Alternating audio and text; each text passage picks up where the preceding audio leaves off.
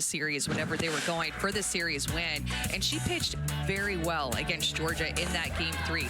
Notice how she's spreading the zone vertically with her rise ball and her drop ball, something that she's done a great job of transferring from South Carolina to Tennessee, being able to go up and down.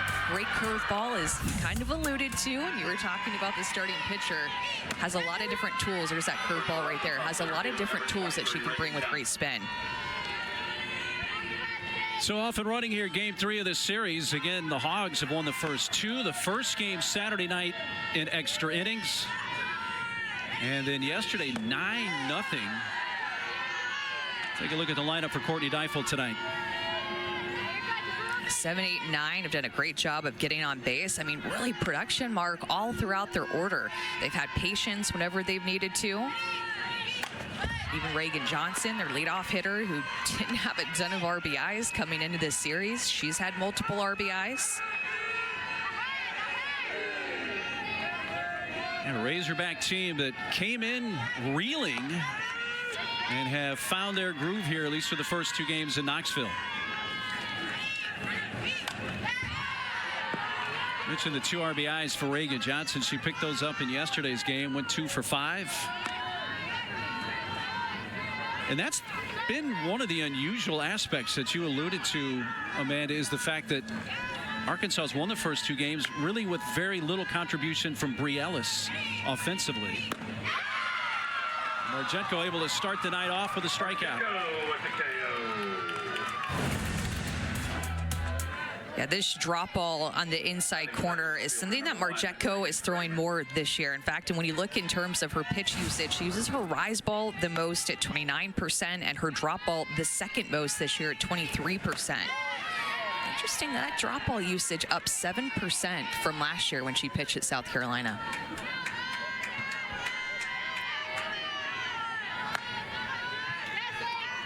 Reagan Kramer steps in with one gone, just underway.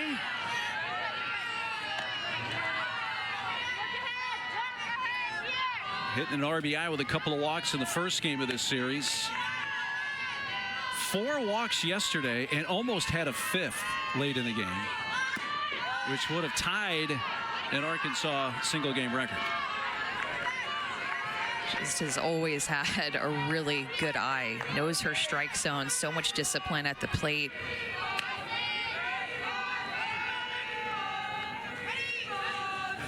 You're right on top of the plate too. Her toes are on that chalk line, crowding the plate against Marjetko.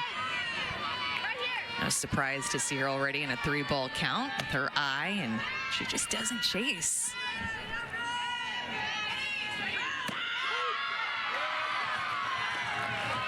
I'm interested to see in this game, Mark, what kind of Tennessee team comes out and plays here to defend their home turf after Arkansas playing very well on Saturday and Sunday, and Tennessee are really not playing great.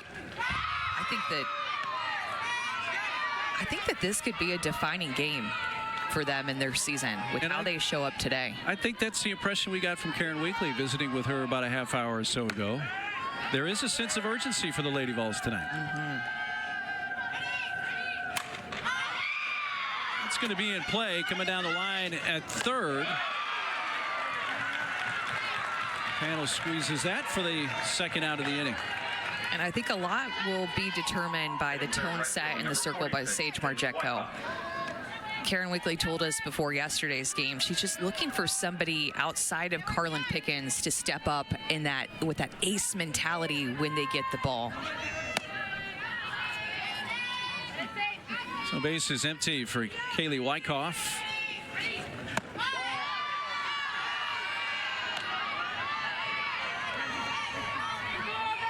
Kaylee with 1 hit in each of the first 2 games of the series.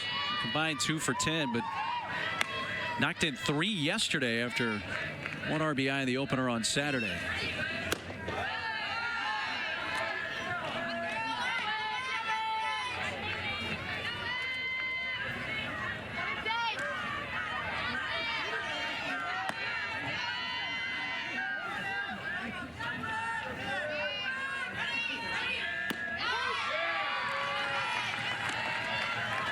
You mentioned Marjetko pitched in relief game 1, an inning and a third, 1 walk, 2 strikeouts through 24 pitches.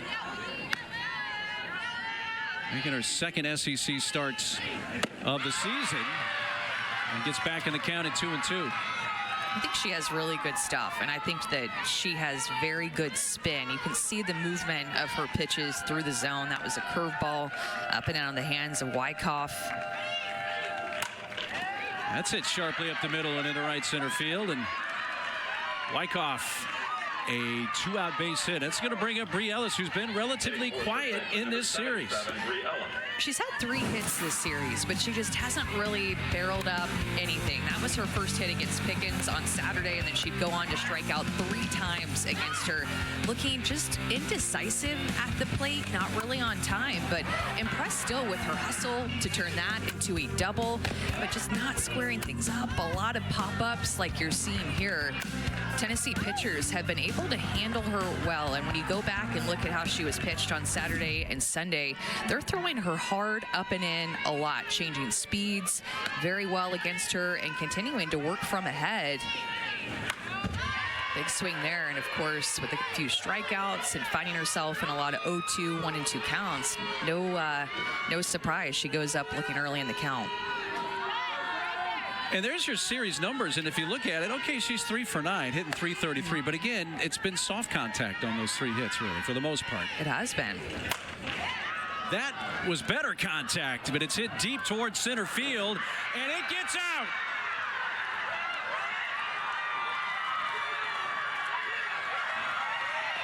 Well, Bree Ellis has surfed with the long ball in Knoxville and given the Hogs an early 2-run lead.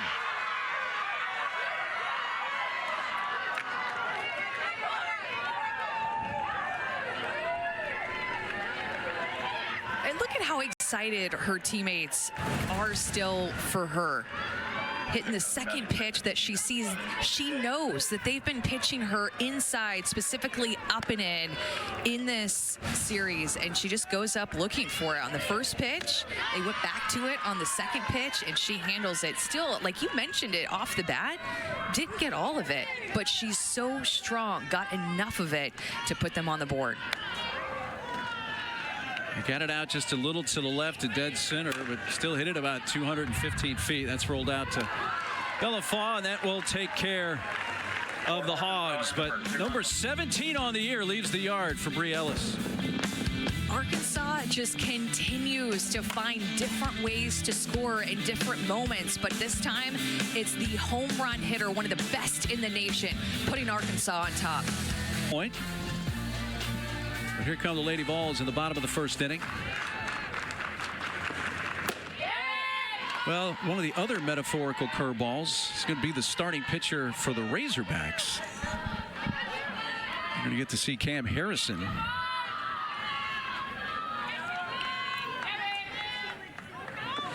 Well, and I feel like you've done your homework because both of these pitchers have good curveballs. They do. It worked on a couple of different levels there. Yeah. You've been watching your film for this game tonight, but also has a good rise ball and curveball. The freshman getting the start. Morgan leading off, strokes it into center field. That's another little tweak that Karen Weekly has made tonight. Savia Morgan at the top of the batting order playing left field. Now we'd see Kinsey Fiedler leading off for the Vols this weekend. Putting the freshman up there who Karen Weekly really liked her stats against top 50 RPI teams. So putting the freshman in that leadoff spot. And there is the lineup presented by Karen Weekly tonight. 15 runners left on base in those 2 games. I love it when Karen Weekly sponsors our lineups, especially her own, right? She's got her own NIL. Kim Harrison has had a solid start for Arkansas in her freshman year. Has really good stuff. Morgan loves to run. Yeah. That's her 19th stolen base. And another reason to put her at the top of the order. Yeah, because that single easily turns into a double when you have speed like her. Smoke that ball up the middle, then easily gets into second, gets herself into scoring position. Now this is where the Lady Vols have had issues. 1 for 14 with runners in scoring position in the series.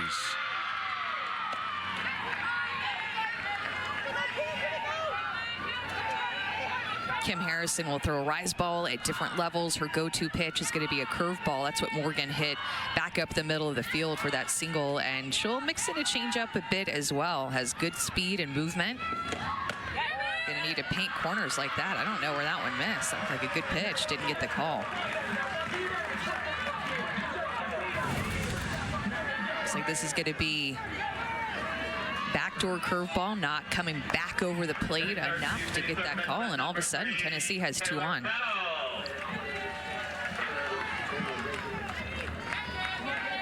Two-run home run for Bree Ellis in the top of the first. Lady Vols trying to answer in the bottom half. Outside the panel. Time requested. They're very concerned with Morgan at second base, perhaps trying to steal third. In fact, the defense shifted in that direction after that first pitch there to panel.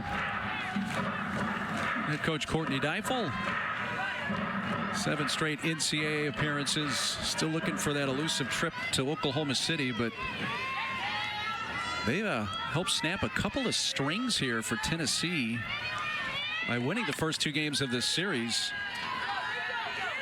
Now, Tennessee had won 10 consecutive SEC series. That's been broken. They had won 11 consecutive SEC series at home. Courtney Deifel's team stopped that. And again, the last series loss at home to them was to Arkansas here 3 years ago.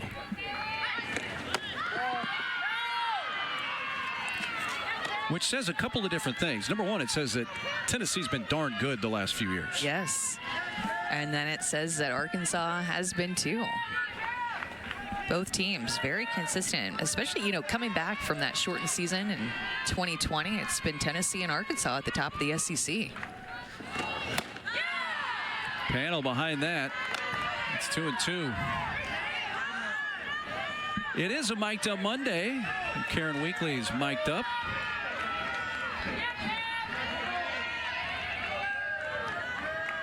See if she's got anything with Craig Snyder there we can listen into a little bit later. Count now full on panel. It seems like a big inning already on both sides because Arkansas gets the 2-run homer in the top from Ellis, and now Tennessee's just trying to get something going offensively. I think that Karen Weekly is just looking for her team to respond in this game after they give up runs, respond after giving up a home run in the circle, just different forms of competing and response that she's looking for her team and her players in this game to show up and compete.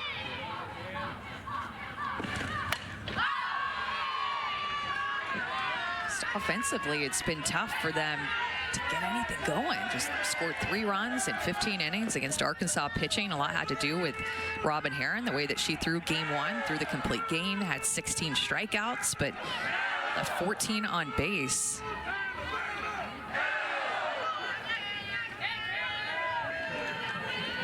Two on, nobody out. Another 3-2 pitch coming from Cam Harrison. And that's low, ball 4. Panel walks, so a base hit, a steal, and now back-to-back walks, and the Lady Vols have loaded the bases with nobody out. Kim Harrison, Mark, has really good stuff when she throws strikes. That is always going to be the key for her, and why you're seeing Courtney Deifel go out and visit with her right now, especially with the home run hitter Boo Gibson stepping up to the plate. She went yard on Saturday. One of the responses that Tennessee has had in this series is when Boo Gibson stepped up and hit an opposite field home run off of Herron early in the game on Saturday. Tennessee was behind. She steps up, hits that right field home run, and got them back in it. So home run hitter is up. Craig Snyder, the new hitting coach at Tennessee, getting his hitters together and talking a bit about the approach here with the chance to answer back. 15 pitches thrown by Harrison, 9 balls, 6 strikes. So to your point there, Amanda, just not finding the zone enough right now. Now for the big orange, number 24, McKenna Gibson. Here is Boo.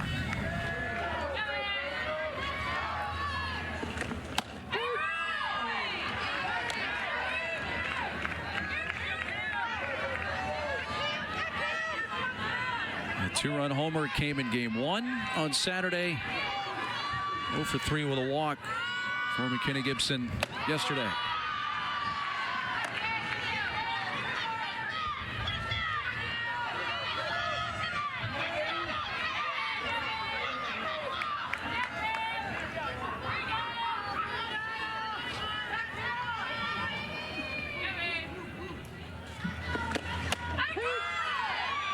Painting that inner half and gets ahead 1-2.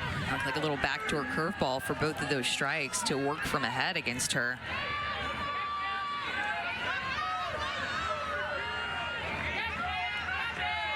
Bases loaded, nobody out for the Lady Vols. Trying to answer the 2 spot the Hogs put up in the top of the first. And also trying to answer back after the first 2 games of this series have been losses for the Lady Vols. Ellis's home run and set the tone early.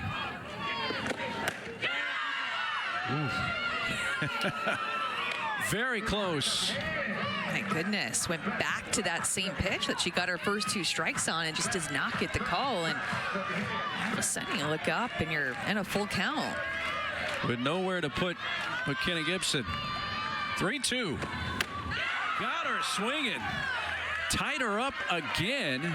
Was not afraid to go back in that same neighborhood and gets the first out on a strikeout. Yeah, and this would have been ball 4 too, but if you're a home run hitter, a big hitter like Boo Gibson, you want to swing. She chased out of the zone with the rise ball that's up and in her hands, a little bit of backdoor curve movement to it.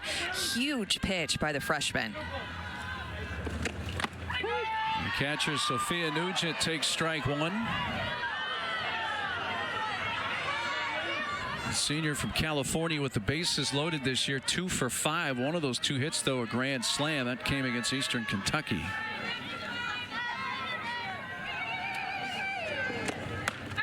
We've got to be so careful with the way that Sophia Nugent is seeing the ball this week. Had a great weekend against UConn. Brought that into the midweek. Has had a solid series with a few hits this weekend. She's been seeing the ball the best out of anybody.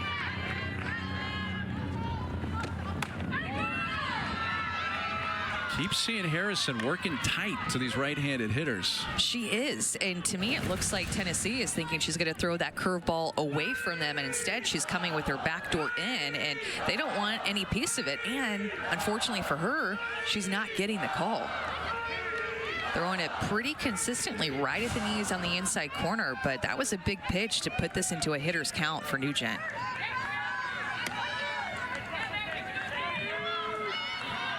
Bases loaded, 1 out. Let's see what Nugent sees on 2-1.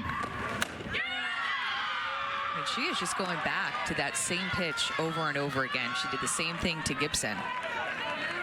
It's almost like she's daring plate umpire to Robbie Guest to call it a strike. Like, what are you going to call it now?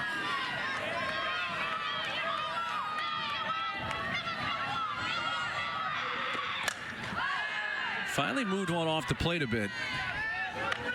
Just to try to get back into it, knowing that she's not getting that pitch called for a strike on the inner half, and finds herself in another full count. 3rd one. Already 26 pitches thrown by Cam Harrison. This 3-2 loop towards left, and it's a sliding basket catch by Reagan Kramer, but tagging the speed of Morgan, able to come in and score on a sac fly on a ball that really wasn't hit all that deep to left field, but that speed on the bases of Savia brings in the first run for the Lady Vols. Yeah, she has speed, and it really helped her, the fact that Kramer had to go down to the ground to get that, because it gave her more than enough chance to be able to score from third base. Nugent gets jammed up again. Great pitch by the freshman to tie her up on the inside corner, but Tennessee able to cut the lead in half and get on the board, answer back. 36th RBI for Nugent. The ball's hit in the air to deep right. Wyckoff back off the very top of the fence. Here comes the 3rd runner to the plate. A 3-run base clearing double for Mealer.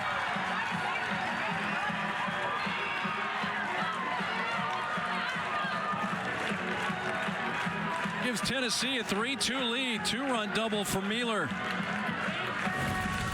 Look at where this pitch location is on the outer half. This is what the righties are looking for against Harrison. So there's no surprise that Mueller sees the first pitch in the at-bat on the outer half, goes with it the opposite way, and hits in 2 more for Tennessee to take the lead. Harrison had been working into these right-handed hitters. They didn't want anything to do with it, but the first outside pitch Mueller sees, she barrels up and almost hits it out of here.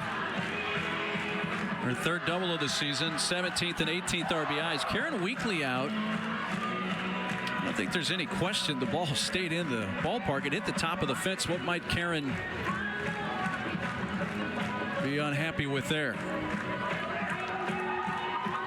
Great question. She's talking with first base coach Stephanie Sanders, who looks like she's communicating with her about something potentially that happened at first base. Is the only thing I can think about.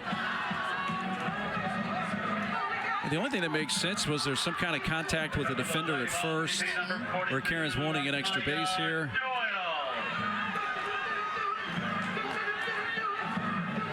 Well, nonetheless, the Lady Vols have come back after Bree Ellis's 2-run homer in the top of the inning for the Hogs. A sac fly for Nugent, now a 2-run double for Mueller.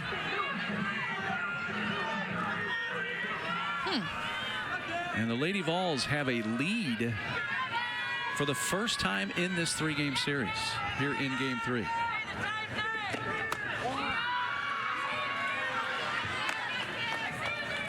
Maya Doyle. Look to see if it. Oh, maybe that did hit Did hit the railing, which would be a home run. Yes. I'll be honest, I couldn't tell that live. As Mueller ends up. Now, I know the trailing runner, Taylor Panel, hesitated. She thought it was gone. It was kind of jogging around the bases. That view there, that's a home run. Yeah, it is. That was over the black padded wall.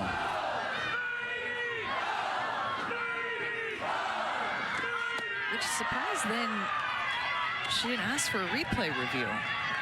That's where I was going to lead you next. Yeah, I wonder why.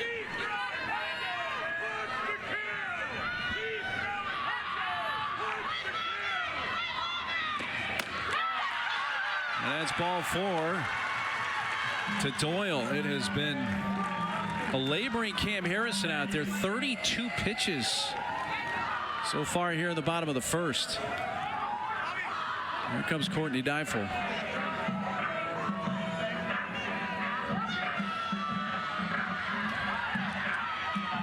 Well, the pitching matchup we thought we were going to get tonight, we didn't get to start the game, but we may get there eventually.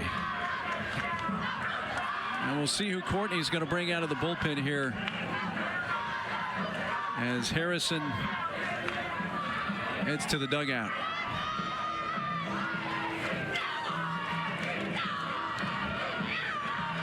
Burline's going to come out. Reese Burline going to be the relief pitcher here for the Razorbacks. So with the pitching change for Arkansas, we'll step aside. The Razorbacks, and they bring in junior Reese Burline.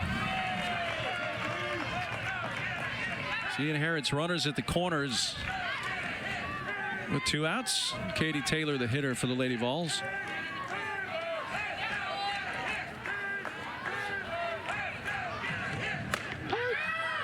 Turn of events. Good patience by Tennessee in this first inning to draw 3 walks. Something that when we talked to Craig Steiner, the hitting coach, before the game, he had mentioned to us that he wanted to see them be more patient, not chase as much out of the zone, putting a lot of pressure on the freshmen in that first inning. Burline quickly gets ahead, no balls, 2 strikes. And enter this game with an opportunity to prove herself against a good Tennessee offense. Nice changeup. They got her looking, so 3 pitches from Burline. And that retires the side, but not before the Lady Vols answer with 3 runs of their own. We've had a busy first inning offensively. It's Razorbacks, they've continued to put pressure on Tennessee's pitching, no matter who has been in the circle. But Tennessee has just struggled to score runs offensively. And already in this game, they have as many runs as they had the first 2 games against Arkansas, pitching with 3. Well, Sage Margetko looks to Ella McDowell. We're into the top of the second.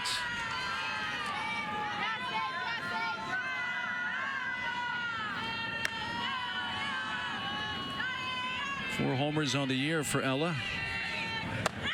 A true freshman from Richmond, Texas. You know, you had Cam Harrison, who started this game in the circle for the Razorbacks from Katy, Texas. Your old hometown, Houston area, man, that's developing a lot of good softball talent these days. Especially Katy, where Cam Harrison played high school at. She went to Arkansas and had another pitcher who's going to OU and another pitcher who's going to LSU. So, I mean, that's just one high school. My goodness, all SEC pitchers on that staff. I'll have to check it, but I assume Katy High School is winning some titles in the softball down there. Yeah, that's just their pitching staff. It's not even going through the rest of their roster, right? Tough start for her. You can see the good stuff that she has. Oh, no doubt. And she was getting squeezed a bit on that inside corner to the right-handed hitters. It was a consistent call, but not the one she wanted. Tough play, close, safe at first. Faw charged and did all she could, but McDowell beats that out as that throw bounced over to first anyway. It is a base hit. A little bit of a mishit on this drop ball on the outside corner. McDowell just gets her barrel on it and hustles down the line to put pressure on Faw to make that play. Thrown across her body, not a great angle for her to attempt to make that throw, and how she approached that ball. Talia Rio jumps on the first pitch, pops it up to short. Mealer under that for the first out of the second.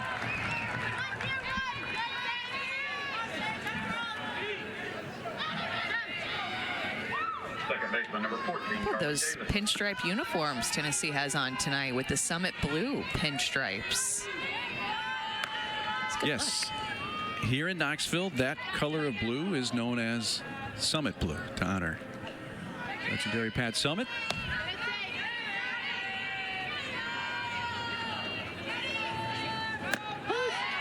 Strike one to Carly Davison. The movement on that curveball, to me, do you see it? Yes. Like, is that just a me thing? Like, can you see the movement, the sweeping movement on that Margetko curveball is just something that you can clearly see, and there's a changeup to back it up. But that curveball was a pitch that Karen Weekly mentioned to us was something that Tennessee struggled with when they hit against that curveball right there. When they hit against Margetko when she was at Tennessee. Curveball followed up with the changeup with the rise ball. My goodness. And she has a lot of different tools. It's why Karen Weekly looked at her pitching profile when they saw her in the portal and really liked what they saw. She told us that she doesn't just say that she has 4 or 5 pitches that she can go to. She truly has them when you look at the data on them in terms of the movement and the break and the spin. And she took care of Carly Davison, who, by the way, had been having a really good series for the first 2 games. And it was just good morning, good afternoon, good night. Boom, 3 pitches. Quickly. And that's what they need somebody to come in and do in the circle is work from ahead. When you look at... Wild pitch will advance. Ella McDowell down to second with 2 down. When you look at the pitching comparison, Tennessee coming into this game had 26 3-ball counts that their pitchers had thrown, and Arkansas just had 13, so half as many, but 19 full counts that Tennessee has had, working deep into counts. Somebody to come in and establish the zone, set the tone in the circle, and despite giving up that home run, it's really what Sage Margetko has done tonight so far. Well, we'll see if we see Carlin Pickens tonight, but she threw 161 pitches, a career high in that 8-inning, extra inning loss here on Saturday. And guess what? She's getting loose.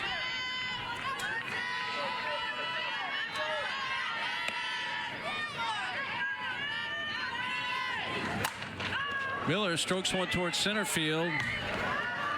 Fiedler there. And she works around the leadoff base hit. A runner left on in the Hogs' second.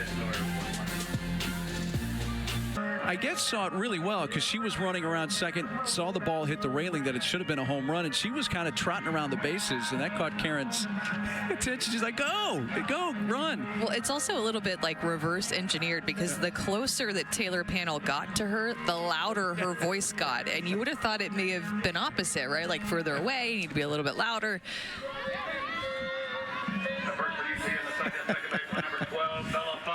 Laugh about it now. Here come the Lady Vols, bottom of the second. 9-1 and 2 hitters. Ball one to Bellafaw.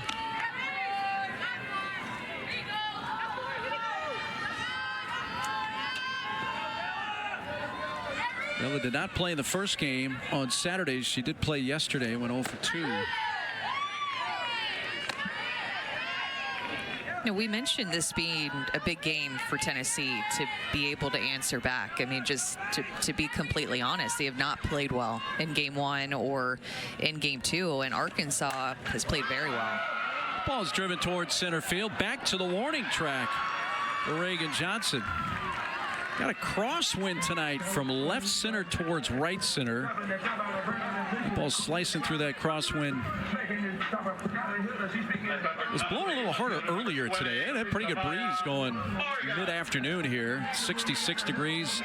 Saying west wind at 6. I bet it was getting up towards 20-25 earlier today. That's why you got to go ponytail on a day like today. You can't have your hair whipping around all in your eyes and everything, Mark. Are you talking to yourself there? I don't travel with my pony wig. I save that for around the house. It's a little cold, too.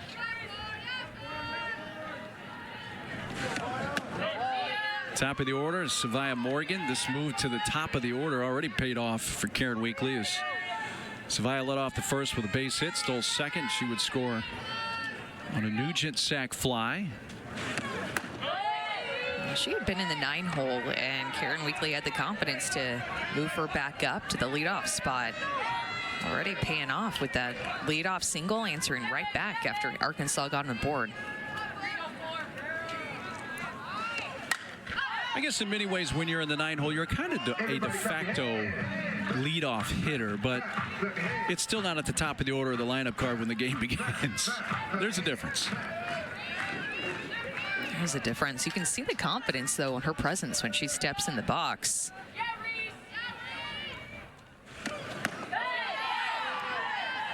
Had a stolen base in that first inning, her 19th of the season for the true freshman from Columbia, Tennessee. She had a high school season where she stole 68 bases in a season in high school. Had 175 career.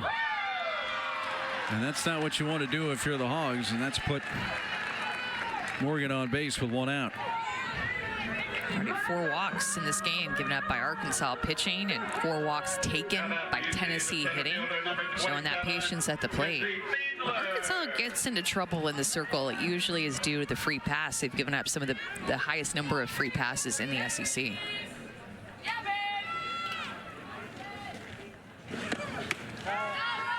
Ball one to Kenzie Fiedler.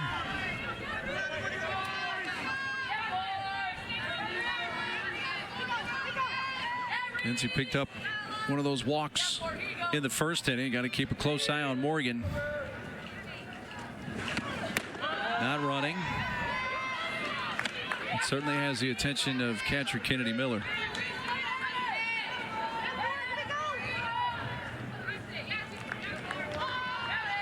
And there's Robin Herron getting ready. The Razorback bullpen.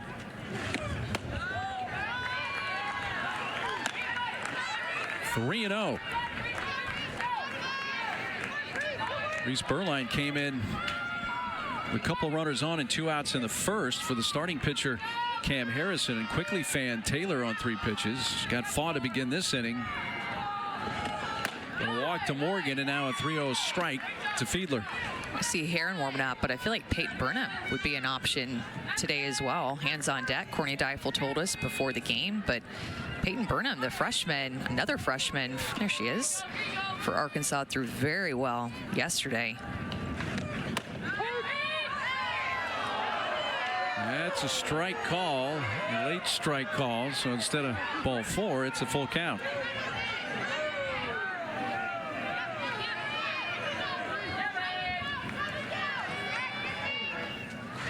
Morgan is running, and the pitch is low, ball 4. So back-to-back one-out walks. And an exhale there from Courtney Deifel. The free pass total continues to mount here for Razorback pitching. And how long is the rope here for Berline? Looks like it's going to extend, as we saw Burnham and Heron. It's Heron who's the more serious one getting loose right now.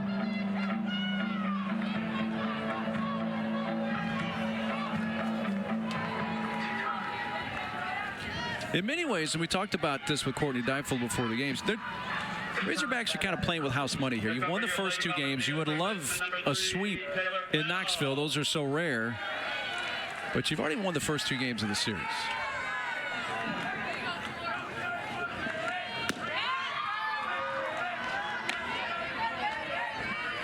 Another dangerous spot here, though, with Panel.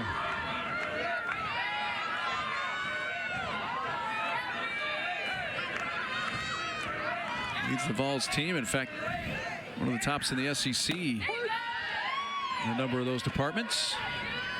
You know, she's wanting to get in on this action. Every time that she's reached base in this series has been via a walk, but no hit recorded yet for her, even with that average. Towards second. Could this be a pair? On to first in time. Davison to Riona Bree Ellis, 4-6-3, and that gets Berline and the Hogs through the inning. We have not seen a lot of balls hit on the ground by Tennessee's offense, so we haven't seen a chance to see this really good Arkansas defense shine. A double play gets them out of the inning. The first ever SEC series sweep as they clobbered the Tigers. A couple of run rule wins in Kentucky. Took the series, taking game 3. That Texas offense is very good, of course, led by Reese Atwood, but among many others, you could name a ton of players in that roster that leads to one of the best offenses in the country. Towards left field, Morgan there. So that's what's next for Tennessee. They have to go to Norman next Friday through Sunday. That Saturday game on ESPN. Texas, Mississippi State, Georgia, Alabama. They're all great weekends in the SEC. There's a lot of really good matchups next weekend. And how about the way that South Carolina is playing? They're probably one of the teams, along with Mississippi State, that have impressed me the most up to this point in the SEC. A couple of teams that were picked more toward the bottom of the SEC to finish in the preseason coach poll, but have had really great seasons. Courtney Deifel's squad with the 2 wins to start this series. Now 3-5 in SEC play. Tennessee now 2-3. So it's a big game on a lot of levels here. But Amanda, these are 2 teams that for a number of years have battled for the regular season crown. And always play each other really tight. You know, when these 2 teams meet up, it's going to be a battle. Jetko fans Kramer, her 3rd strikeout. When you hear somebody say falls off the table, this is the example of that. This drop ball just falls off the table to get a swing and miss from Reagan Kramer, who does not strike out a lot, just her 6th strikeout of the year. And a first pitch strike from Arjetko. Kaylee Wyckoff had a base hit in the 1st inning. Would score on the Bree Ellis home run, which followed her.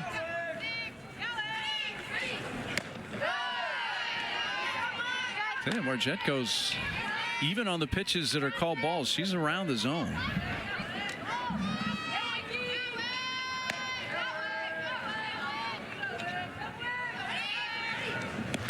She's tipped barrel up because she can make the ball bend in so many different ways. She can work east and west. She can work north and south. And they are true pitches that she can get you to chase out of the zone and also locate through the zone for a strike when she needs it. Shallow center field. Dropped. Looked like a routine play to end the inning, but Wyckoff is on. Just another defensive mistake made by Tennessee. There have just been so many of these. And Kinsey Fiedler came from Washington, where she played the infield, was a shortstop by nature, played second base at Washington a bit, and then gets here to Tennessee and moves to the outfield. Fourth error in the series for the Tennessee defense. Been quite a few different miscues, like not great execution, popping up a few different bunts and not being able to get the bunt down. Then we've seen them kick the ball around a little bit on the infield. There were walked-in runs by Carlin Pickens, actually back-to-back walked-in runs. So miscues in the circle, more out on defense, balls falling, and again, it just hasn't been a pretty weekend for the Tennessee defense. That Gabby Leach got picked off at second base on a bunt where she had advanced to second base, and Arkansas caught her a little bit too far off of second base. So you see, Mark, I mean, that just tells me when you look at game one and game two, pulling all these different instances from defense, from up at the plate, from in the circle, from base running, Tennessee just has been a little bit off. And I feel like that package put together pretty much summarizes Tennessee's the way that they're playing right now this weekend. It's just not been great. So it's important for them to try to win this game and get back on track. And with everything you just said, for that reason, I say hello to Carlin Pickens. Last year's SEC Pitcher of the Year entering into this game with a 1-run lead. Thought she was going to get the start today. We saw Sage Marjeko come in, but with Bree Ellis, who's coming up to bat now, who had hit the home run off of Marjeko, Karen Weekly recognizing that, wanting to put the ace who struck out Bree Ellis 3 times in game 1 to pitch against her. Well, this is homer in the first inning, 17th of the season. Gave the Razorbacks a quick 2-0 lead, but Lady Vols answered with 3 in the bottom of the first. So Carlin Pickens all ready to go.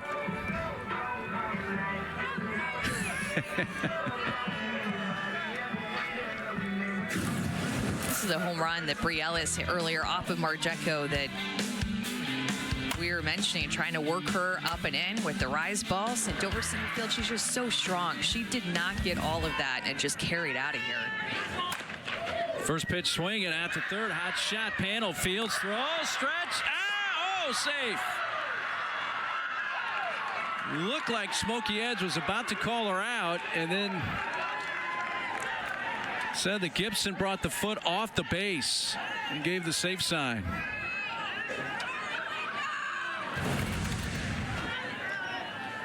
Just another mistake. A bobble here led to the rush throw. The rush throw pulls Gibson off of the bag, and they're going to review it to see if Boo was able to keep her foot on long enough. And I think that this likely will get overturned with just even seeing that first look there.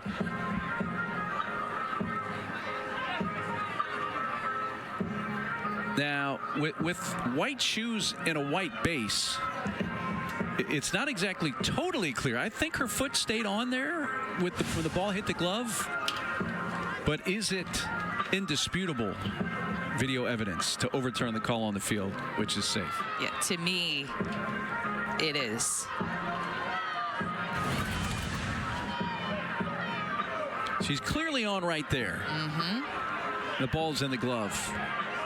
I agree with you. Yeah, and a great stretch by Boo Gibson, too. Look at the footwork there. Oftentimes first basemen stretch too early, and if you're stretching too early, there's no way that you can catch a throw that is so far across your body. I mean, look at where Gibson starts and where she finishes in the position that she's catching that ball in. Like, the fact that she actually did keep her toes on the bag is what it looks like to me is very impressive and not easy to do. Look at her focus, watching the ball go in, and the full stretch.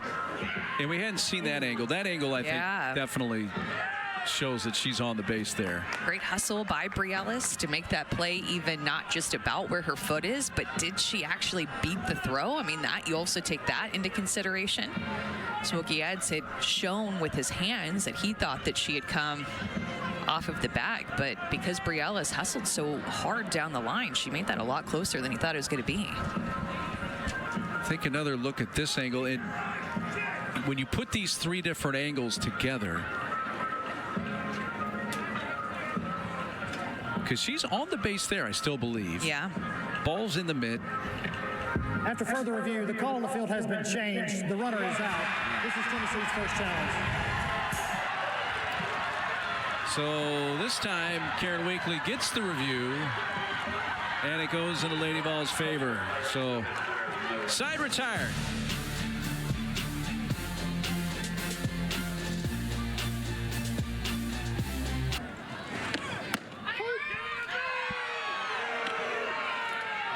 You know, we'll see if that non-home run call comes back to hurt Tennessee later in the game, because that really should have been a 3-run home run, and they did not get that run across. So it should be a 4-2 game if you call that a home run off that white railing beyond the fence and right. And hit the railing. Anything above the black padded wall, that gets out as a home run. Boo Gibson, who with the footwork around first base on that throw across the diamond to get us to the bottom of this inning, showed that maybe she should be a gymnast, because that took some athleticism. I know, right? Yeah. Well, especially when you see it in slow motion. Remember, she's a player who's played multiple different positions in her career. Very good athlete. Sometimes you'll see somebody over at first base who can't play other infield positions, but that's not Boo Gibson.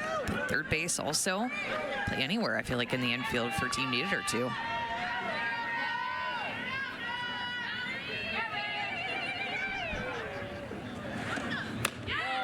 Berline misses away, a full count on Gibson leading off the third. It's the 4, 5, and 6 hitters. Berline came in, got the final out of the first. Got help from a double play ball to end the second. Facing Gibson to lead off the bottom of the third. 3-2 pitch. Foul tip into the glove of Kennedy Miller for a strikeout. Berline's second K of the game. Nice down movement from Berline with her drop ball that actually ends back over the plate. It's supposed to be on the inside corner, but still gets a swing and miss of a home run hitter in Gibson. Sophia Nugent looks at a strike. Her sac fly in the first inning for a 36th RBI of the year.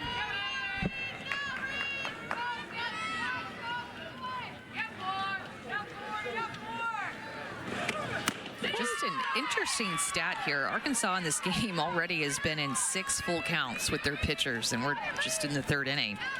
In the 2 games combined before this, they only had 5 full counts. That's how efficient Robin Herron was and Peyton Burnham in game 2.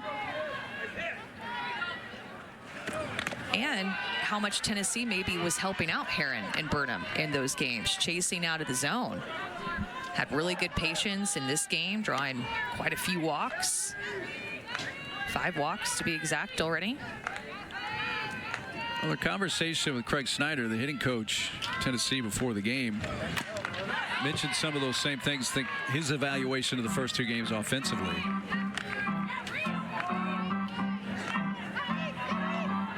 16 strikeouts in game 1 and 8 innings was a career high for Robin Herron and tied the record for an Arkansas single game.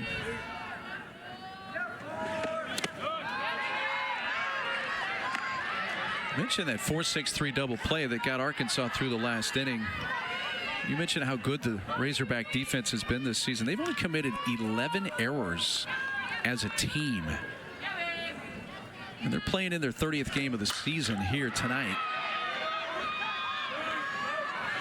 Courtney Deifel said going into the season, I think we're going to be really sound defensively and that it might be the best defense that they've ever had here. Leads the SEC, one of the best fielding percentages in the country, too. No errors this series.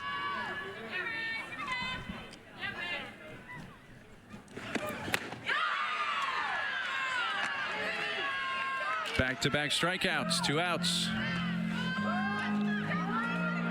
Well, number 8 LSU starts a 3-game baseball series against Mississippi State on Thursday right here on the SEC Network and the ESPN app. Coverage begins at 8 Eastern, 7 Central from the box in Baton Rouge.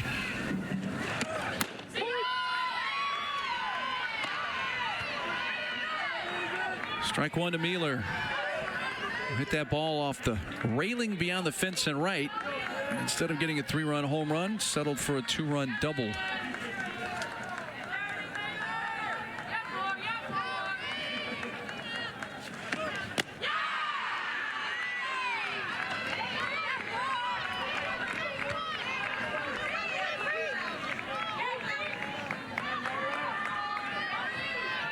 Mueller, who played a couple of seasons at Middle Tennessee State.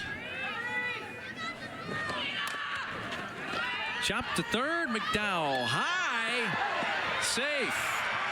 And as soon as we started talking about how great the defense is, that's probably going to be their 12th error of the season right there. And that's the first error of the season for Ella McDowell. No words. But the words that I do have is that Arkansas had not committed an error in this series, but there had been so many fly ball outs hit by Tennessee. They had hardly been tested on the ground at all. In fact, in game 1 and game 2, there were only 3 ground ball outs in the first 2 games. So they hadn't been tested a lot. Turn a double play, though, in this game, and then put the ball on the ground here. Good stretch by Bri Ellis to snow cone that as she came down. And still attempts to get her. Oh, I think she beat her. I think she beat her too. There's been a lot of weird close plays here that live may appear different than what they. Well, at live, I thought she definitely was safe, but looking at the replay, I think Ellis got the foot down just a fraction ahead of Mueller. So that wasn't a jinx. Technically, that, you know. Yeah, she's it still should have out been an error. Yeah. Her first baseman bailed her out. Second base. Now, the defender has the right to field the ball. Mueller did not give her that opportunity, and she has been called out to win the inning. Karen Weekly is going out to discuss that call with Ron White. Yeah, I think Karen Weekly wants defensive obstruction, and Courtney Deifel wants runner interference on this play. And when Carly Davidson went to go field this ground ball, and I think what Karen Weekly is arguing here is, when I saw it live, Carly Davidson kind of putting her hands out to initiate the contact with the runner of Mueller. So right here, see how she reaches her hands out to make that contact? And I think that that's what Karen Weekly is arguing, and why, to me, this should actually be obstruction and not runner interference. Now, I think there's a gray area here. Yeah. In that the defender does have the right to field the ball. The runner always has to adjust to the defender. True. But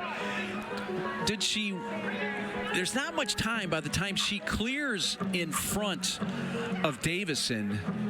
Now, I don't think Davison did herself any favors by creating some contact there. If she just plays the ball normally, you don't give that illusion. And I think that that's exactly what they're talking about, too. Like, Carly Davidson did not need to do that in order probably to even have a runner interference occur there. Let's see.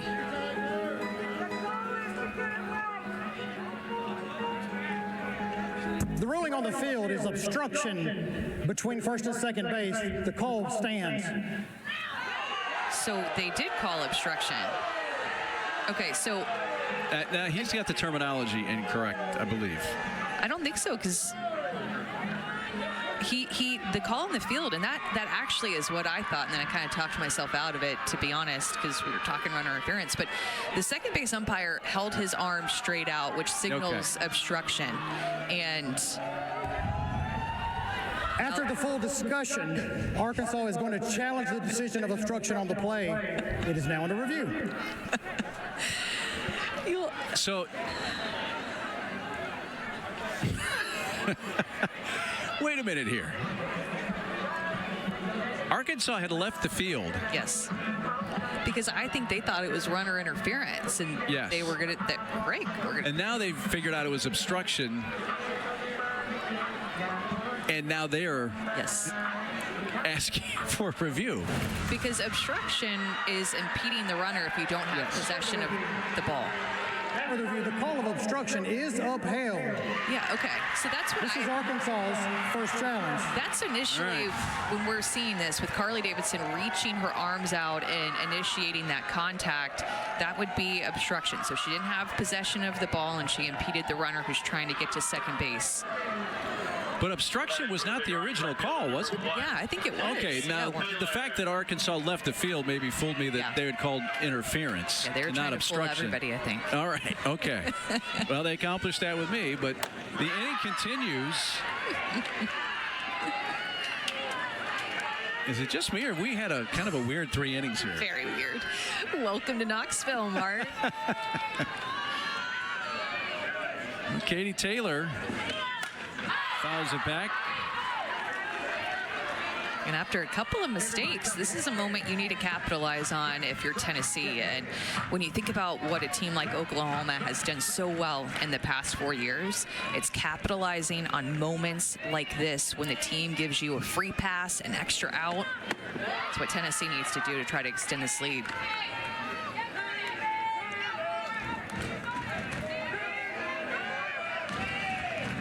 So an error and obstruction have put 2 runners aboard for the Lady Vols. 1-2 pitch. And to put another wrinkle, that is actually scored as a fielder's choice, in case you were wondering, which I didn't see coming. But now, the more you know. It's not an error on Davison. It's just a fielder's choice. Oh, my goodness. So I guess you're saying Carly Davison had the choice to obstruct Yeah. the oncoming runner. She did take that choice by extending her arms out. Yeah. It'd been interesting to see what the call would have been had she not put her arms out. Agree. And initiated the contact. Because I think there's a chance it might have gone the other way and turned into interference Absolutely. on the runner. Yes. It's all about her extending her arms on the runner. 2-2 again to Taylor. Off speed, strike 3, outside corner. Ends the inning. 3 Ks in the frame for Reese Berline. When we come back, we'll visit with the Hogs head coach, Courtney Deifel. So much has happened since Carlin Pickens entered this game. She ran out there. I'm like, oh, yeah, the SEC Pitcher of the Year, Carlin Pickens, had come into this game for 1 hitter. But my goodness, the amount of drama that's happened since she came into this game, it seemed like a while ago she stepped into the circle. She got Bree Ellis to swing early in the count. And that didn't surprise me because Ellis had struck out her last 3 plate appearances against Pickens in the series. The first pitch swinging here. Courtney Day grounds out to third, and that time panel up and makes the good throw across the diamond. 1 pitch, 1 out. Yep. Got Leach. Now, by the way, pardon me, Gabby Leach is taking over in right field. As Pickens comes into this game, you know, she's liking a couple of quick outs to both Ellis and Day, not having to go deep into the count. She threw 161 pitches for a career high in game 1. Arkansas saw a ton of pitches out of her hand. Just a challenging game for her in game 1. She was missing with her changeup a bit, didn't have great command. And what stuck out to me the most is that Arkansas, for the most part, as much as you can be against somebody like Pickens, was on time against her. She didn't have as many swings and misses as she usually has from any number 1. Their approach against her in game 1 was solid.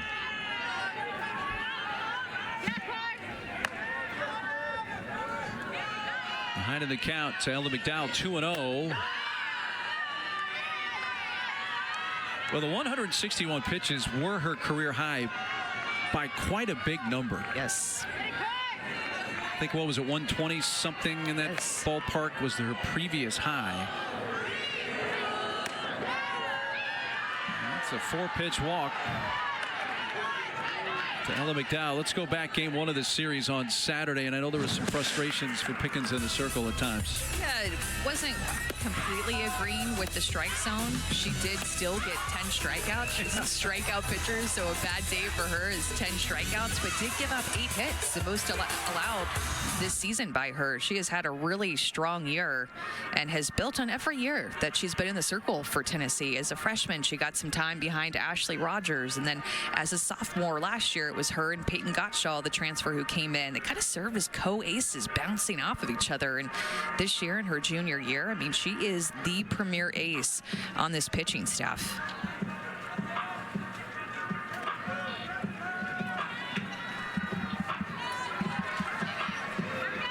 Jetko, who started the game back in the pen, but Pickens will face Talia Rio. He chops it towards second base. There's the flip to get the out there from Bellafoy to Mealer. They get the lead runner, McDowell, for out number 2. You can already tell that her drop ball is moving a good bit with these ground outs that she's getting already. All her outs have come on the ground. No swings and misses by Pickens yet today. You had a nice conversation with Carlin Pickens this week leading up to this game, and Carlin mentioned to you the series that these teams played in Fayetteville 2 years ago. You and I had the pleasure of being there for that, for all 3 games in that series, and Carlin mentioned that as a real, and that was her true freshman year, a real developmental weekend for her in her freshman year. It's going to be off the glove of Nugent to the backstop and allow Rio to advance. Yeah, specifically learning from Ashley Rogers that weekend, and she said that after the game against Arkansas, Ashley was really vulnerable with the team, talked about the pressure that she was putting on herself and the high expectations, and said, you know what, I'm done playing with so much pressure on myself. I'm committing to playing free. And Carlin Pickens, as a freshman, hearing that was something, I mean, right away when I asked her, what did you learn from Ashley Rogers? She went right to that moment right away. It was an impressionable moment as a freshman to hear a senior All-American pitcher in Ashley Rogers step up to the team and try to shift the tide after that tough weekend against Arkansas. Yeah, it was a candid moment from Ashley Rogers, who obviously had been through a lot of issues with injuries in her career. But that weekend, whether intentionally or not, she left a big impression on a freshman pitcher, Carlin Pickens.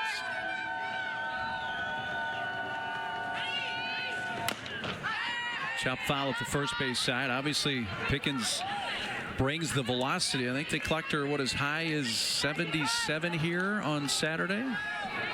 Yeah, which is the fastest that she has ever thrown. It's the fastest pitch ever recorded in softball, tied Monica Abbott, and the fastest pitch ever recorded in college softball. So she has the record at 77 with that, but ties the overall record with Monica Abbott. Best to do it here. I remember a time when we talked about mid-60s being really fast, and then it kind of pushed to 70. Are we actually starting to think that 80's the next barrier here? And if so, maybe it's number 23 in white who's going to hit that. Pickens gets the strikeout to retire the side. And when we return on this Mic'd Up Monday, we'll get even more from Karen Weekly. And Pickens throwing gas on this drop ball on the inner half. The emotion, though, is what is new in her junior year. Hasn't been in this position quite a long time. Again, they had won 10 consecutive SEC series and 17 of 18 coming into this series. And they'd won 11 consecutive SEC series here at home. Both those streaks have been ended. And they're trying to avoid being swept in a series for the first time in nearly 17 years. I think a weekend like this, a game like tonight, is an identity defining moment for Tennessee. coming into this weekend, Karen Wakely had told us the identity of this team hasn't been developed yet. And this time of year, you can't really develop that identity until you get beat around a little bit. And his first couple of games, I mean, they've gotten beat around a little bit. So she's looking for her team to come together and respond, knowing that in years past, it's been moments like this that have led to successful seasons later on in the postseason and SEC championships for her squad. Yeah, I don't want to say they weren't tested last year, but they kind of cruised last year. I mean, they won the regular season in the SEC by 2 games over Florida. Third place A&M was 4 games back. But they never really seem to have a moment like they're experiencing tonight. It's going to stay in play, but it's going to land out of reach.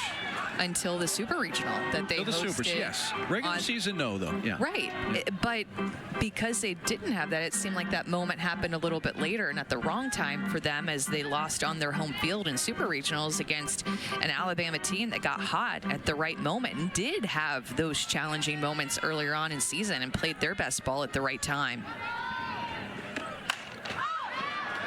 Out to medium right field. Wyckoff hauls it in for the first out.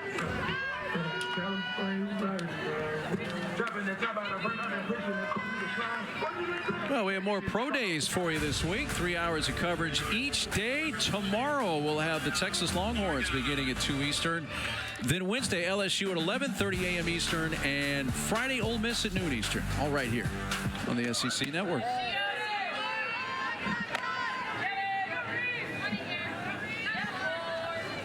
Top of the order for the Lady Vols. Savia Morgan went on base twice, a single and a walk. Spurline has come into this game and done a nice job, with the exception of a couple of walks. So you get to give up a hit, turn that double play quickly after giving up those back-to-back walks.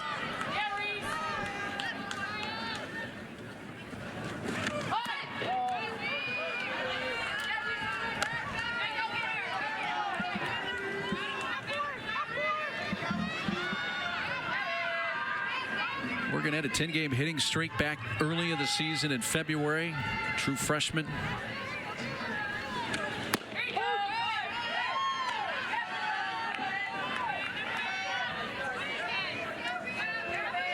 Spurline came on, got the last out of the first.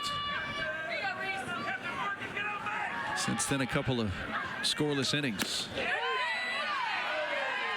Maybe she's just not as comfortable throwing to lefties. A couple walks that she's given up have been the 2 lefties in the lineup, Morgan and Fiedler, and then fell behind 3-0 to Morgan again.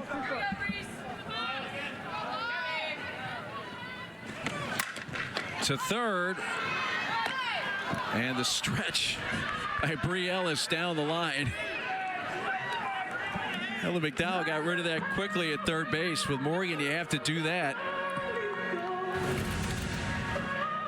Yeah, she wanted to get rid of it very quickly. Interesting, her hop as the pitch was approaching, that pre-hop defensively moved her toward the line. And it was because of that hop moving toward the line that she easily was able to get to that ball on the ground, and Bree Ellis saved her at first base with the stretch.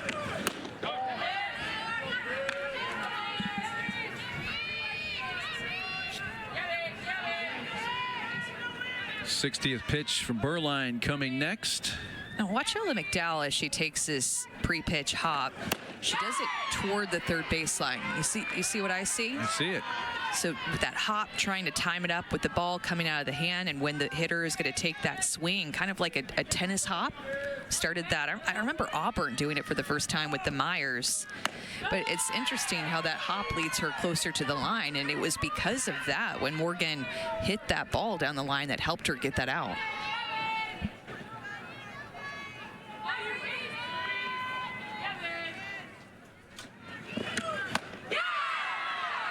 Wave and a miss and a strikeout of Fiedler.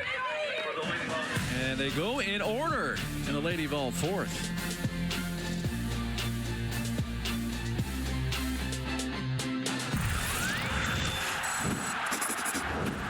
make sure we're understanding from watching our hitters. He's going to give low, and he's going to give a little bit up. You know what I mean? I mean, not out of the zone, but there's no part of the zone that he's not going to give you, okay? So let's not flirt around with this. Let's make sure we're keeping it over the dish, and we can just work the high and the low parts. Got that? All right, here we go. And this is a strikeout that ended the inning to Davidson using that drop ball on the inner half. It was a really solidly located pitch. But that's the kind of conversations I love to hear. As a fan, you are always wondering, right, what the coach says when they go out and talk to the pitcher in the circle. And it can be a variety of different things. But in that instance, it was Coach Weekly talking to Carlin Pickens about the strike zone, what they're noticing with their hitters and how that can translate to her being in the circle and using it to her advantage to spread the zone more vertically, a little bit up and a little bit down, even if it meant that she brought the ball more over the plate a tad. Expand the zone vertically, not as much east and west.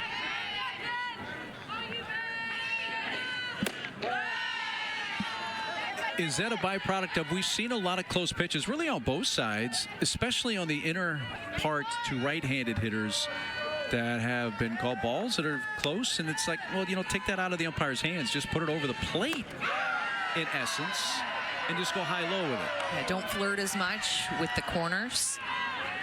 Use the high to the strike zone and the bottom of the strike zone more to your advantage. And Coach Wheatley maybe talking a little bit about the same strike zone we're talking about right there.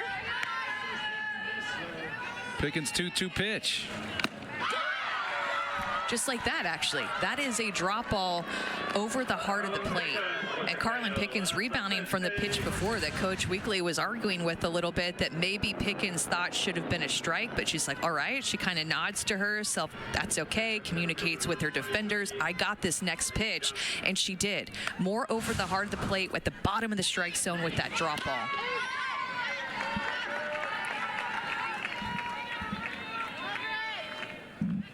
Top of the order for the Hogs and Reagan Johnson. Struck out and flied to left.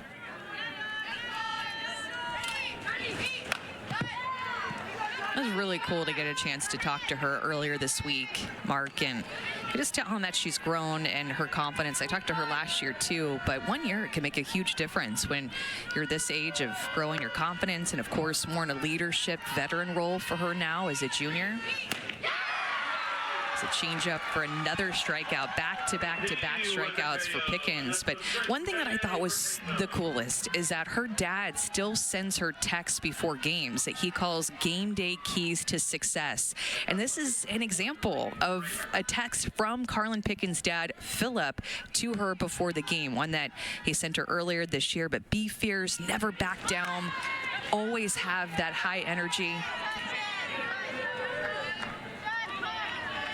You always make me proud. Love you.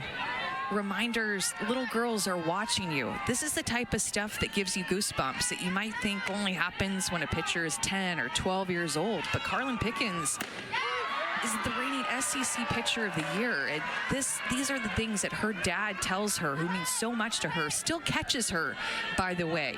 He doesn't use a bucket. He squats down, puts on a mask, and he still catches her, even though she throws 75 miles an hour. But her all-time favorite catcher, I'm sure, and he knows what to say to her to get her into the right mindset to feel the most confident, the best about herself entering a game. Brave man to catch his daughter throwing that hard. But I also love, Dad always reminds her, play like a 10-year-old girl. Yes. Meaning just go out there with the innocence and have fun. Popped up foul. Caught by Gibson. Carlin Pickens has come in, sets him down in order in the top of the fifth. It's for the Lady Vols, showing any signs of improvement here in game 3.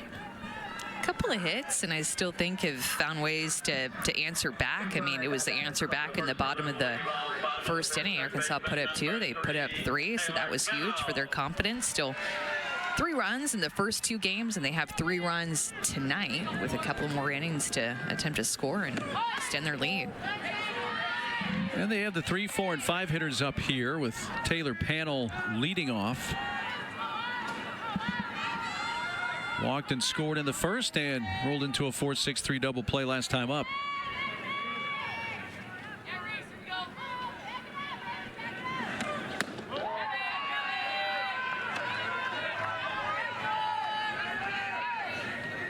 Elise Berline came in to get the final out of the first inning and has been very good in relief for Arkansas. I kind of feel like this game has finally calmed down. It has. Don't hold your breath. It could change at any moment, but yes, that first inning was weird.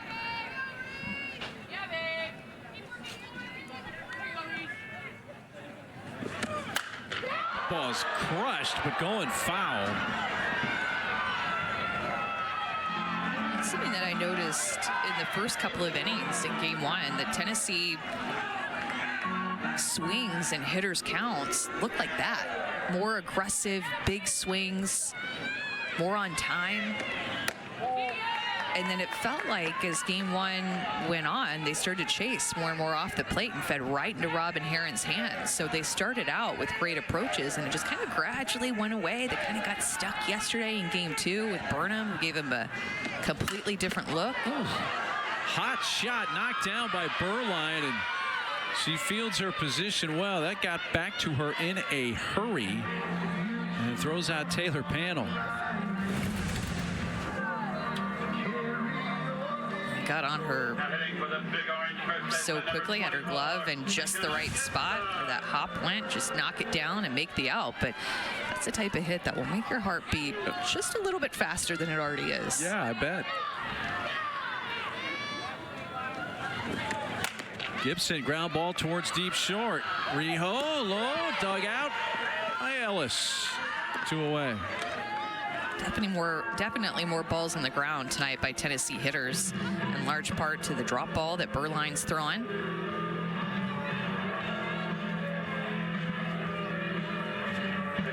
And that's more like the Arkansas defense that they've sported this season.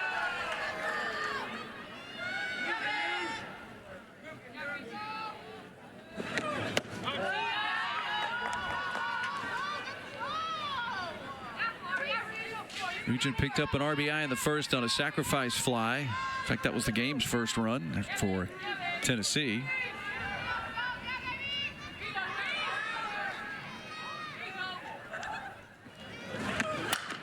Hot shot to third, right near the bag. McDowell across the diamond.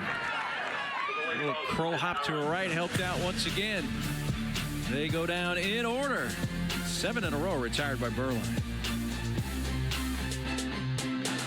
Now in her junior year, she is spreading the zone more vertically with her rise ball and her drop ball, throwing those 2 pitches more, getting more chases on those 2 pitches, as well as still working her changeup. It is her best swing and miss pitch, and because her fastball usage has gone down from 44% her freshman year to now just 11% in her junior year, she's relying more on that drop ball, more on her rise ball, and more on her changeup to spread the zone vertically. But it's that changeup, really, as Karen Weekly told us in her coach interview mid-inning, it is that changeup that sets everything up for her.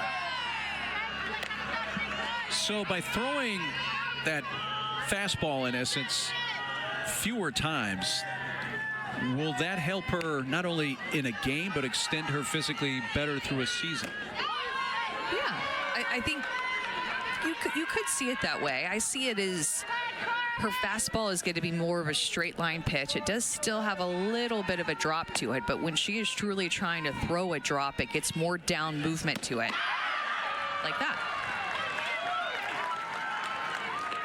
So from her freshman year to now, she's using her drop ball 33% more. Rise ball is up just 3% from her freshman year, but it just looks like pure speed on the outside corner for that one. Not a ton of down movement, but great location right at the knees.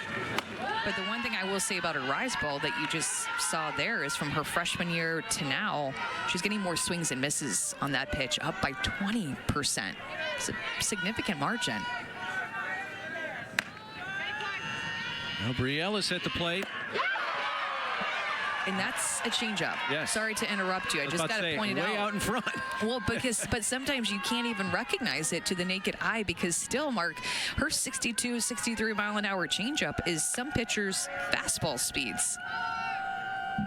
Absurd. But true. And then she can still bring it mid to upper 70s. Mm-hmm. Yeah, she is just so much more demonstrative in the circle now than when we saw her a couple of years ago as a true freshman.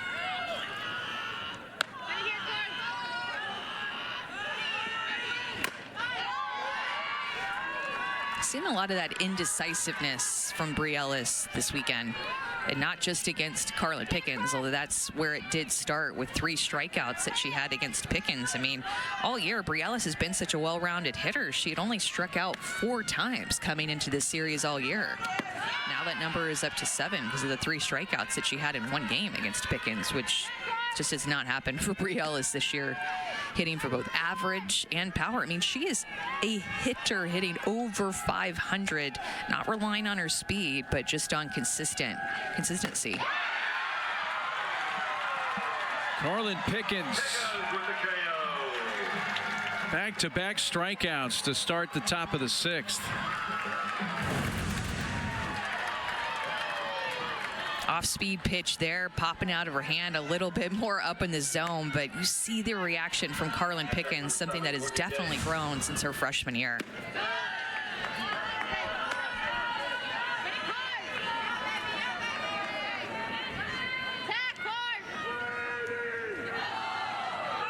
We just got word that the 1-1 pitch to Ellis was clocked at 78 miles per hour. It's to first, race to the bag.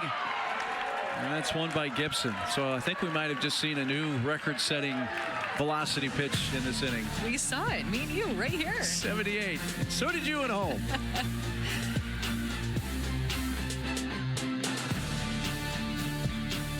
To her hitters. Hey, listen up. Hey, we can't let a little change in how they're pitching affect us that much, all right? We got to see what's happening over here and make adjustments right away, okay? Nothing deters us here. We keep moving forward, all right?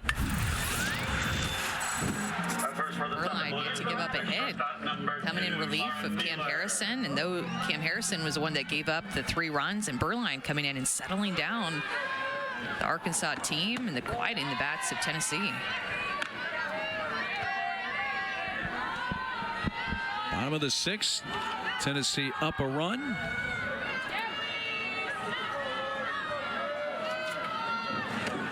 Mueller bounces it foul wide at third. 6, 7, and 8 hitters here for the Lady Vols. All the scoring in this game came in the first inning.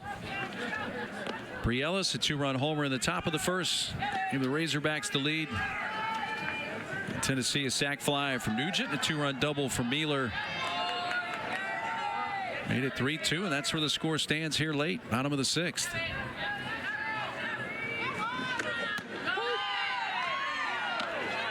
And with Carlin Pickens having now come in this game the last few innings, if you're the Razorbacks, you got to be thinking to yourself, we got to hold them right here. It's already going to be tough enough down at least a run going to the 7th. Especially with the way that she's throwing. Well, Reese Berline, this is a season high for her now, 4 2/3 innings. She has set down the last 8 Tennessee hitters in a row. Courtney Deifel has to be really proud of the way that she's settled into this game. Came in a time where it just kind of felt chaotic, even for us up here. I'm sure both teams felt it in the dugout, but she is nicely settled in and gotten quite a few swings and misses and 6 strikeouts next to her name.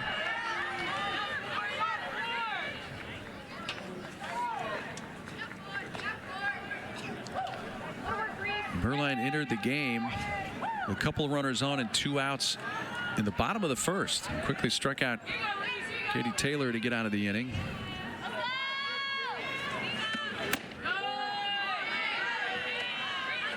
Berline has not allowed a hit.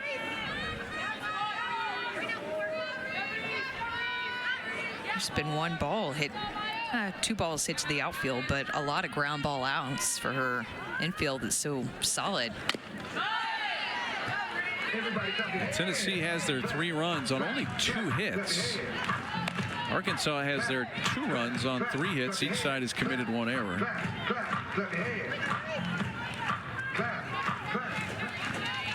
Razorbacks have taken the first 2 games of this series, and again, Tennessee has not been swept in a series. Nearly 17 years. 2 gone.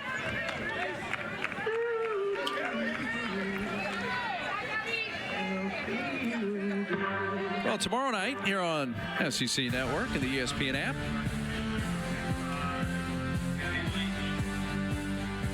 it's our softball coming up on Wednesday. Oklahoma State, Georgia. Wednesday, 7 o'clock Eastern time here on SEC Network. Should be a good one. Well, not every day or not every week you get to see Oklahoma State at Georgia for a little midweek action. Yeah. Big 12 SEC.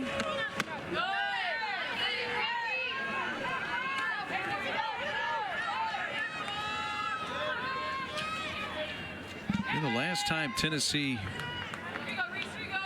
was swept at home was in early May of 2008. That's nearly 17 years ago. That was by number 3 Florida.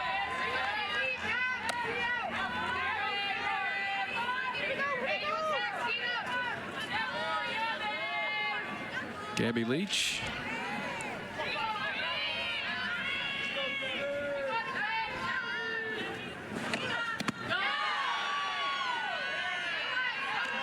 Did such a good job of changing speeds, keeping the ball down. Her drop ball's been dropping. Sometimes it sweeps across the plate a little bit, like a curve ball, and with down movement, plus throwing that changeup consistently at the knees and below.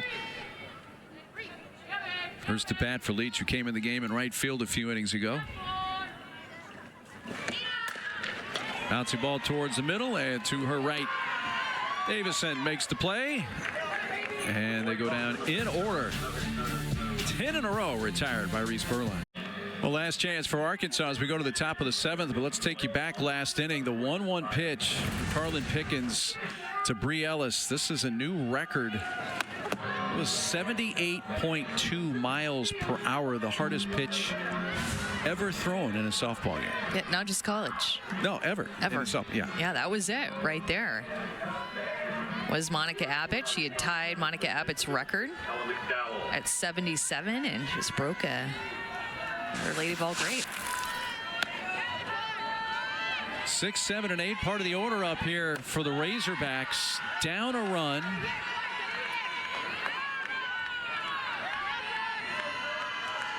Ella McDowell is singled and walked.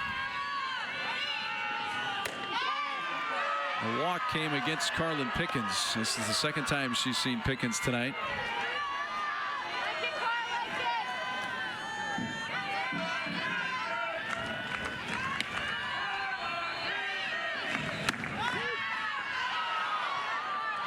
There's a prime example of that conversation that Karen Weekly had with Carlin Pickens of he likes to call the very bottom of the zone and very top of the zone. Her getting the very bottom of the zone there on that drop ball. Not in that one. And I know, too, Mark, I expected Carlin Pickens to start this game. And if I was Carlin Pickens after the loss in Game 1 and just really just felt like a challenging game for her, I would have wanted to get back out there. One hopper out to short. Either throws her out. One away. Well, tomorrow night here on the SEC Network and the ESPN app, our next SEC Inside grants you an all-access pass to the Gymnastics Championship. That's 7 Eastern, 6 Central. We'll get never-before-seen footage, sound from gymnasts and coaches, a real behind-the-scenes look.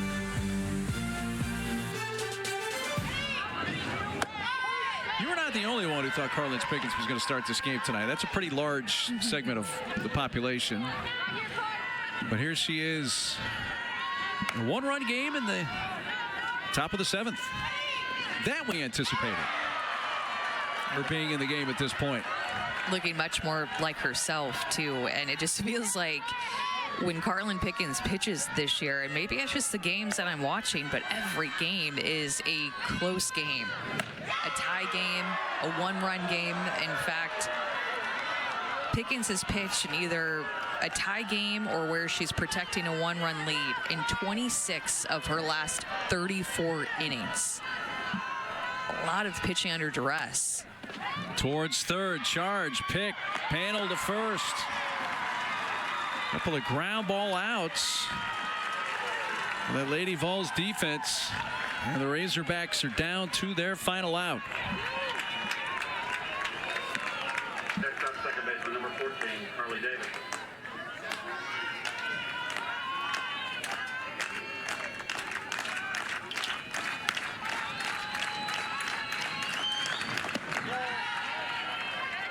Arkansas goes home. It takes on Kentucky next weekend. Tennessee goes to Norman to face OU.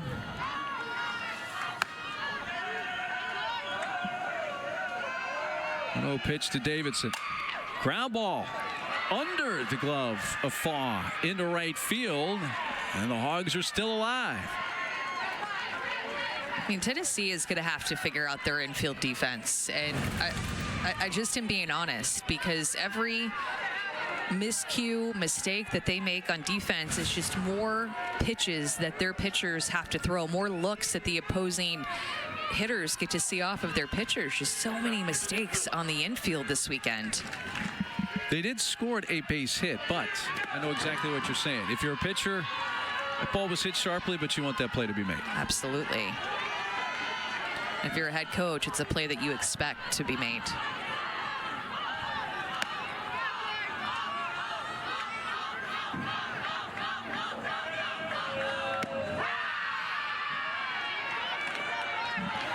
Well, the Hogs have the potential tying run on base.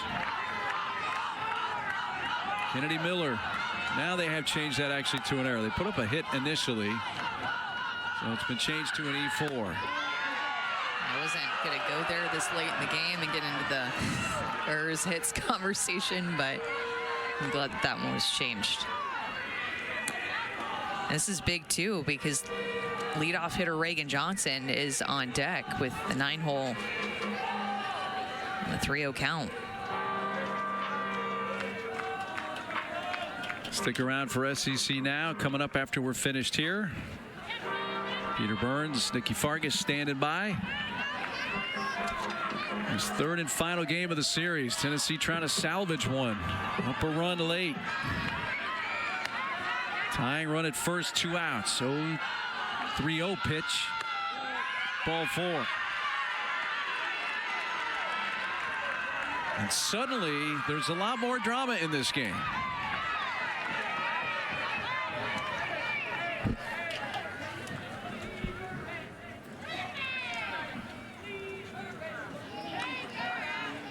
Reagan Rhodes Smith, pitching coach, comes out.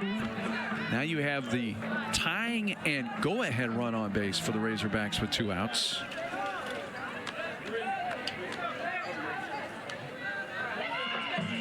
Well, you know that Reagan Johnson is going to want to put the ball on the ground. There's no strikeouts in this inning for Pickens.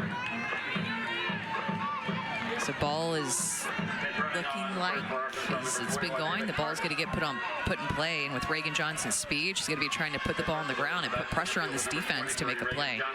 David Carter runs at first for Miller. Here's Reagan Johnson, 0 for 3 tonight. Takes the first pitch, strike.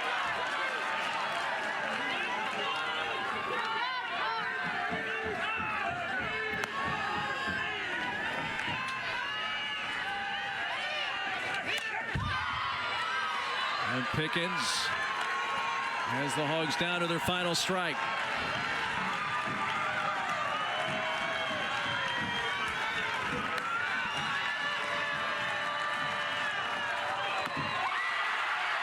Carlin Pickens finishes off the game with 4 1/3 innings of scoreless relief tonight. And the Lady Vols salvage a game in this series. They win game 3, 3-2. Yeah, they needed this. They needed an answer back. They needed to come out and compete. They needed to come out and defend their home field. They needed Carlin Pickens to come out and